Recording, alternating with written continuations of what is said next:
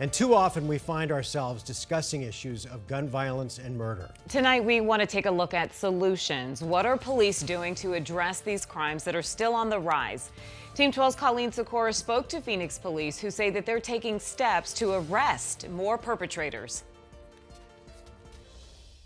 Police say 80% of the murders that happened in the city of Phoenix last year involved a firearm, which is why they're using every piece of evidence they can to stop crimes before they happen in the first place. What's one mother's concern? 2 kids almost lost their lives to senseless gun violence. Is another father's pain. Seeing my son's picture on a flyer, that just breaks my heart. Families affected by gun violence in the city of Phoenix. It was senseless. We have seen an uptick in gun crimes. It's these crimes Commander Warren Brewer and Phoenix Police's Violent Crimes Bureau are trying to address. We want the city of Phoenix to be a safe place for people. Violent crimes are up, and Brewer says more firearms were used in homicides last year than in previous years.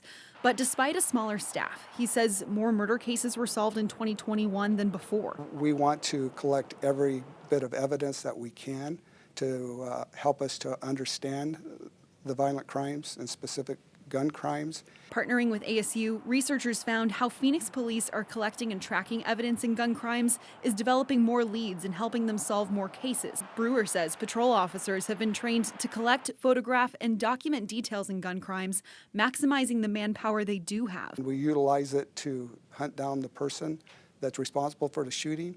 We would love to get those trigger pullers before they start shooting people. But to prevent someone pulling the trigger, Ernesto Lopez with the Council on Criminal Justice says takes collaboration. The research does suggest that it can't be, all policing, and it can't be no policing.